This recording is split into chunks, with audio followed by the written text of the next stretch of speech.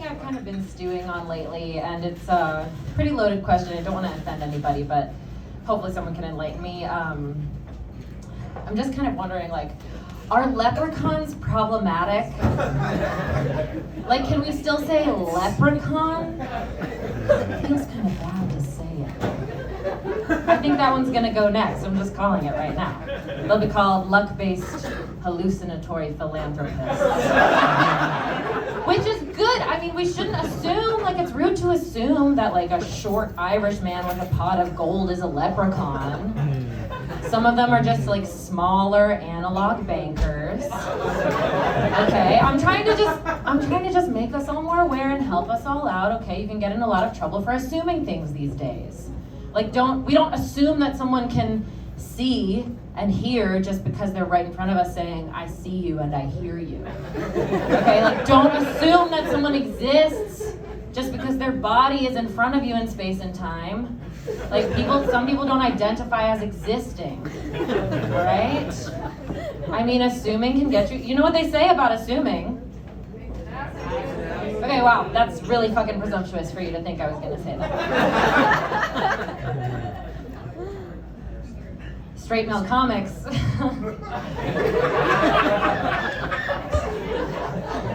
Being very cautious these days. They used to all be like how Joe Rogan still is now. They used to all be like, you ever fucked a chick on ketamine? And now they're more like, pardon me, dear maiden, but may I interrupt you and ask as to whether ye hath ever fornicated whilst experiencing ketamine? A lot more polite. I have done ketamine. It's pretty out there. It's a disassociative. Has anyone done ketamine? You don't have to brag. Yeah, it's a disassociative. So you lose touch with your physical being and any of your egoic attachments, and you're no longer responsible for anything that you say or do. So it can get pretty dicey. But you know what they say, disassociate once, joke's on me. Disassociate twice, jokes.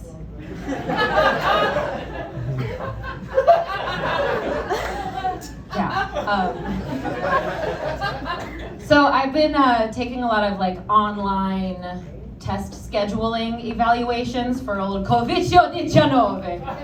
That's COVID-19 in Italian.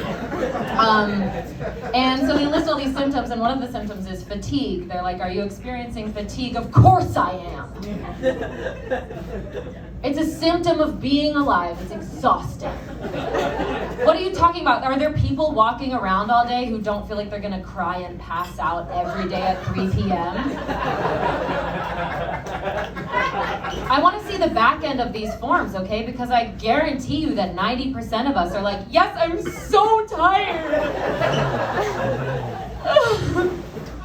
And then I will use that data to once and for all implement the useful social and cultural practice of the siesta in the United States of America. Thank you, vote for me.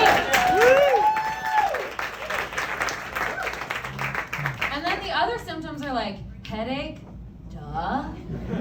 Stomach pain and nausea, yes, obviously. Shortness of breath. It's like, if you want to know who's on their period, make that a question on the thing. Like, you don't have to beat around the bush. That was a pun. I didn't even mean to make that pun. The bush, like pubic hair. Something that makes me really, really nervous is when you have to, like, assign a word to a letter. Like when you're spelling something out over the phone. I think it's called the military alphabet, like Whiskey, Tango, Foxtrot. Very popular Tina Fey movie. So I was on the phone with the DMV, not to brag, and I was talking to this woman, and she was like, can I have your last name? And I was like, yeah. And she was like, okay, what is it? And I was like, it's Blihar. And she was like, can you spell that for me? And I was like, of course. B as in butthole. L as in leprosy, leprechaun. E as in enema. H as in whore.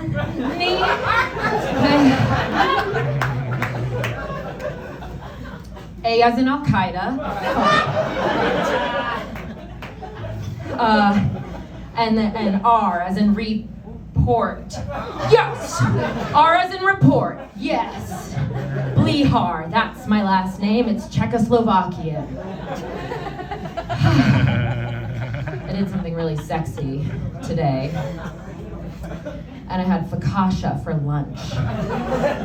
Have you ever, first of all, to just enjoy an entire piece of bread with abandon as a meal? So powerful. I'm pretty sure you can manifest fucking by eating focaccia. First of all, it looks like a mattress. Okay? Have you seen a video of focaccia being made? Is it? Yes, okay, thank you. By the way, sourdough is out, focaccia is in if you're on social media. Thank you. I saw someone making sourdough focaccia today and I was like, follow. So they stretch out this dough. It's like this slick, oily dough. They stretch it out and then they stick all their fingers in it. Stick their fingers. And then they pour olive oil into the holes. And then they put a flaky sea salt all over it. They bake it, they serve it up in a brown, crinkly paper. There's oil stains on the paper. You eat it all. You wipe the oil off the corners of your mouth with your hairy forearm, and then you get back to the office.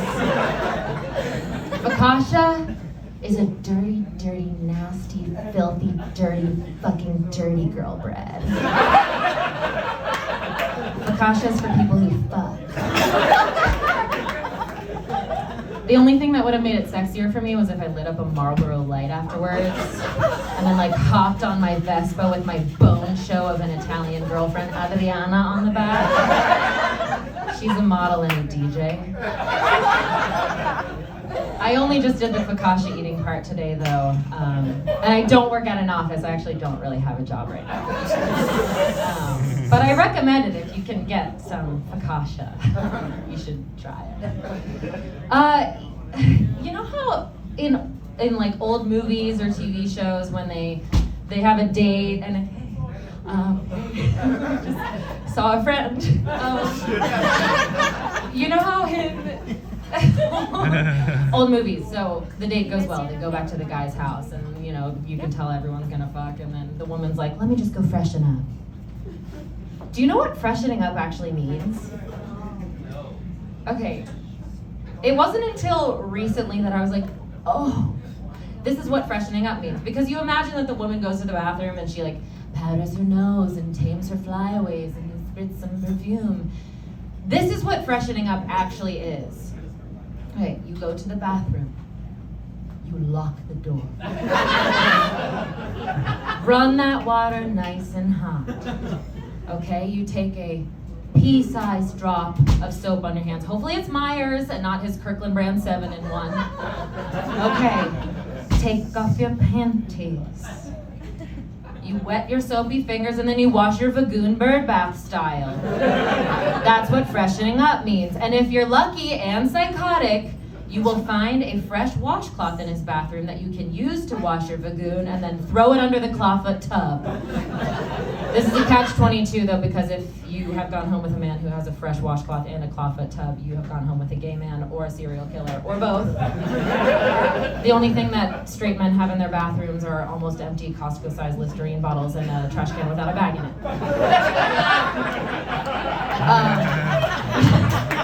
Thank you, yes. Am I wrong?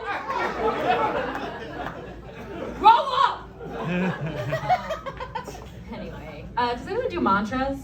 Yes. Yeah, okay. I think like mantras in the mirror, you know, like you say things, I am worthy, I am enough, I am nicer than my mom. I think they work. I've been doing them a lot for like social situations or like if I have a show and they help me. So my mantras are, the one that I've been really feeling is it goes like this. I'm like, you are equal to everyone else. You are not better than anyone else.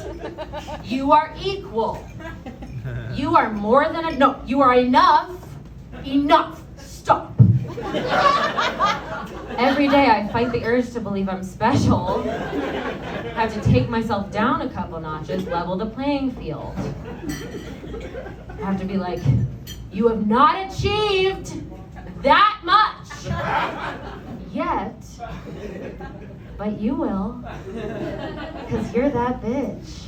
And your hair looks so good today. And then I spiral out and I just need some more practice with the mantras.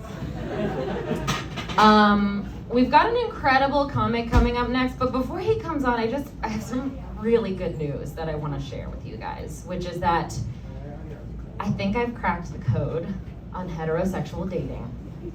Okay, I've dated some women and I've dated men, and dating men is like, have you ever read the book The Road? It's like that. And then dating women is like, have you ever seen Disney's Fantasia where there's the forest nymphs and there's like the centaur girls and the mermaids and they're like in the lagoon splashing and like braiding each other's hair and giggling? It's like that.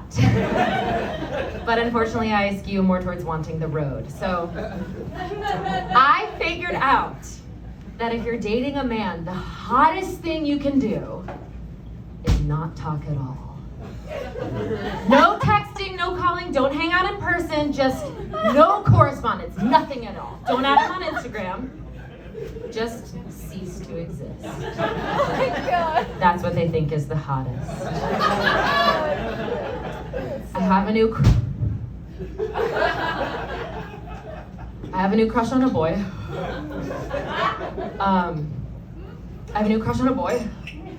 And he asked me for my number. First test, thank you. And I gave it to him, and he texted me, and I texted him back, failed the first test. He didn't respond. And so then I sent him a quirky picture of me brushing my teeth. Men used to like that, not anymore. He didn't acknowledge it for 3 days. And I want him to know, I see you. Two can play at this game, blocked. Now you're horny, aren't you? I'm gonna ignore you so hard. I'm going to ignore you until you cum. By the way, the guy from that story that I just told is literally my boyfriend now. I'm not even joking. And he was supposed to be here tonight, but he goes to another school. Thank you. All right.